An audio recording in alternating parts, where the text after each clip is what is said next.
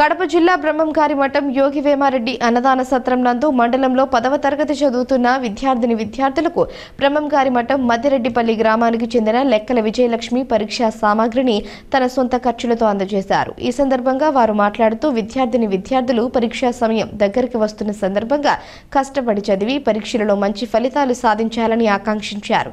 ఈ కార్యక్రమంలో Sarvashiksha Abhiyan project director Ambavarapu Prabhakar Reddy, DEO Anuradha, Dasharatha Ramireddy, మండల పరిధిలో ఉన్న పాఠశాలల హెడ్ మాస్టర్లు, విద్యార్థులు పాల్గొన్నారు. విద్యార్థులందరికీ కూడా సుమారుగా 550 మంది విద్యార్థులందరినీ కూడా ఒక చోట సమావేశపరిచి ఆ పిల్లలకు చదువు, భవిష్యత్తు, సంస్కారము, సమాజము, పేదరికము, పేరెంట్స్ ఇవన్నీ కూడా గొప్ప లక్షణాలన్నీ కూడా నిర్దేశించే విధంగా ఈ రోజు చదువుకున్న చదువు, సంస్కారం అన్నీ కూడా మనకు ఫ్యూచర్లో ఇవన్నీ కూడా మనల్ని ఉన్నత స్థాయికి తీసుకెళ్తాయి. ఆ ఉద్దేశంగా ఒక ఎంకరేజ్మెంట్ గా ఈ రోజు ఇదే మండలంలో నిర్మించి ఇదే మండలం నుంచి ఒక జిల్లా అధికారిగా అంటే మన నిజ జీవితంలో రియల్ లైఫ్ లో ప్రతి విద్యార్థికి కూడా ఒక 3 మెట్లు ఉంటాయి. విద్యార్థి దశ అంతా కూడా 3 మెట్లు ఉంటే అందులో 10వ తరగతి అనేది తొలి మెట్టు, ఇంటర్మీడియట్ 2వ మెట్టు, డిగ్రీ అనేది 3వ మెట్టు. ఈ విధంగా ఈ 3 మెట్లు ఏ స్టూడెంట్స్ అయితే సునాయాసంగా వాళ్ళందరూ కూడా ఎక్కగలుగుతారో, వాళ్ళందరూ కూడా సాధించగలుగుతారో. మన స్టేజ్ మీద ఉన్నటువంటి డయాస్ మీద ఉన్నటువంటి అందరికీ, పెద్దలందరికీ కూడా నా నమస్కారాలు. స్టేజ్ ముందు ఉన్నటువంటి టీచర్స్, పేరెంట్స్, మీడియా మిత్రులు అందరికీ కూడా నా నమస్కారాలు తెలియజేస్తున్నాను. పిల్లలందరికీ నా శుభాశీస్సులు. ఈరోజు సారు అన్ని విషయాలు నేను ఏదైతే చెప్పాలనుకున్నానో ఆ విషయాలన్నీ కూడా సార్ కూలంకుషంగా పిల్లలందరికీ చెప్పడం జరిగింది. కాకపోతే నేను ఒక విషయం మాత్రం చెప్పదలుచుకున్నా. మీకు 10th క్లాస్ ఎగ్జామ్స్ ఎన్ని రోజులు ఉన్నాయి? ఈరోజు ఇంకా అయిపోయినట్లే. 18th స్టార్ట్ అవుతుంది కాబట్టి 18th కూడా కౌంట్లోకి రాదు. అంటే 17th వరకు మీరు టైం తీసుకుంటే 10 డేస్, గట్టిగా 10 డేస్ ఉన్నాయి. ఈ 10 డేస్ని కూడా మీరు సద్వినియోగం చేసుకోవాలా, దుర్వినియోగం చేసుకోకూడదు. ఇన్ని సంవత్సరాలు చదివిన చదువుకి అర్థం రావాలి అంటే ఈ ఒక్క 10th క్లాస్లో మీరు ప్రజెంట్ చేయబోయే ఎగ్జామ్లో మీరు రాయబోయేదే మీ ఫ్యూచర్ను డిసైడ్ చేస్తుంది. కాబట్టి టైం విలువ తెలుసుకొని మీరందరూ కూడా చక్కగా చదువుకోవాలి. ఆ టైం విలువ గురించి నేను ఒక చిన్న ఎగ్జాంపుల్ చెప్తాను. అసలు అంత ప్రీషియస్ టైం, ప్రీషియస్ అనేది ఎందుకు అంటారు అంటే ఒక సెకండ్ విలువ గురించి తెలవాలి అంటే ఒక పిల్లవాడు బైక్ మీద పోతా ఉన్నాడు. బైక్ మీద రోడ్డు మీద పోతున్నాడు. పోతూ ఒక్క సెకండ్ ఆగితే వన్ లైఫ్ ఉండేది. ఆ సెకండ్ ఫాస్ట్గా తీసుకెళ్లేసరికి యాక్సిడెంట్ అయింది. ఫాస్ట్గా వెళ్ళేసరికి యాక్సిడెంట్ అయిపోయింది. అది కూడా చాలా మేజర్ యాక్సిడెంట్. ఆ యాక్సిడెంట్లో ఏమైపోయింది?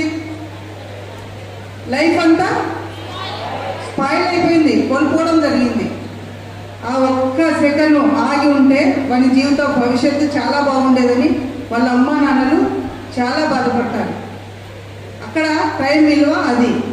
తర్వాత ఒక ఒలింపిక్లో ఒక ఆటగాడు, రన్నింగ్ రేస్లో ఆటగాడు ఒక్క నిమిషం పరిగెత్తుంటే ఫస్ట్ ప్లేస్ వచ్చేది. ఒక్క నిమిషం, ఇన్ని సంవత్సరాలు కష్టపడినదంతా ఒక్క నిమిషంలో నేను పోగొట్టుకున్నాను అని బాధపడతాడు. ఫస్ట్ ప్లేస్ రావాల్సిన ఆటగాడికి 4th ప్లేస్ వచ్చింది. ఆ ఒక్క నిమిషం విలువ ఆ ఆటగాడికి తెలుసు. అలాగే ఒక్క గంట విలువ ఎవరికి తెలిసింది? బంధువులు హాస్పిటల్లో ఐసీయూలో ఉన్నారు. బంధువులందరూ వచ్చి బయట ఏడుస్తూ ఉన్నారు. ఏడుస్తుంటే డాక్టర్ ఏం చెప్పినాడు? హార్ట్ అటాక్ వచ్చింది, ఈయనకి చాలా సివియర్గా ఉంది, 48 అవర్స్ గడిస్తే కానీ నేను ఏ విషయం చెప్పలేను అని డాక్టర్ అంటాడు. ఆ 48 అవర్స్ వాళ్ళకి ఆ 48 అవర్స్ని ఎంత స్లోగా గడుస్తున్నాయంటే అయిపోతే బాగుండి 45 గంటలని 48 గంటలు అయిపోతే బాగుండు. అని అనుకునే టైం అది. అలాగే నెలల విలువ ఎలా తెలిసింది? ఒక బాబు, చిన్న బాబు, ప్రీమెచ్యూర్ బేబీ అంటే నెలలు నిండక ముందే పుట్టడం జరిగింది. నెలలు నిండక ముందే పుట్టడం వలన ఆ అబ్బాయిని చిన్న ఇన్క్యుబులేటర్లో కార్యక్రమాన్ని ఏర్పాటు చేయడానికి కారణం ఏమిటి అని మనం ఆలోచిస్తే, ఎంత చిన్న స్థాయి నుంచి ఉన్నత స్థాయికి చేరుకున్నందుకు ఆమె జీవితంలో ఎన్ని కష్టాలకు ఎన్ని నష్టాలకు గురి అయ్యి అంత స్థాయి చేరుకున్నదో ఆమె అనుభవాలు చెప్తారు. ఇదిగో ఇక్కడ ఉన్నారే వీరిద్దరే ఆ మహాతల్లిని కన్నటువంటి భాగ్యశాలులు, సిద్ధారెడ్డి గారు, రోగులమ్మ గారు. అనుకోని పరిస్థితులలో తండ్రి జైలుకి వెళ్ళాడు చాలా రోజుల కిందట. అప్పటికి మీ అంత కూడా గారు విజయలక్ష్మి గారు ఇంకా 7వ 8వ తరగతి చదివే సమయంలో మరి కుటుంబ యజమాని జైలుకి వెళితే ఆ కుటుంబ భారాన్ని ఎలా నడపాలి అనేటువంటిది అందరికీ. ఆమె పెద్ద కూతురు. పాఠశాలలో చదివే ప్రతి ఉపాధ్యాయుడు, ప్రతి కరెస్పాండెంట్, ప్రతి హెడ్ మాస్టర్లు అందరూ కూడా ఆమెకు ఎంతో సహకరించారు. ఎందుకంటే ఆమె యొక్క విజేతలు, ఆమె యొక్క మంచి నడవడిక ఒక సామాన్య రైతు కుటుంబంలో నుంచి ఇంత ఉన్నతికి రావడానికి ఎన్ని కష్టాలు పడిందో ఆమె జీవితం పంచుకుంటే మనకు తెలుస్తుంది. అలాంటి పరిస్థితులలో కూడా అత్యుత్తమైనటువంటి మార్గంతో 10th క్లాస్ పాస్ అయింది, ఇంటర్మీడియట్ అయిపోయింది.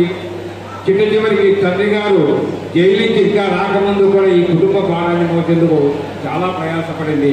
తన తమ్ములను చెల్లెలు చదివించడానికి నేనంటూ కృషి చేయకపోతే కుదరదని చెప్పి జిల్లా ఎస్పీ దగ్గరికి వెళ్ళి వాళ్ళ కుటుంబ పరిస్థితులను చెప్పి హోంగార్డుగా ఉద్యోగం సంపాదించింది మొట్టమొదట.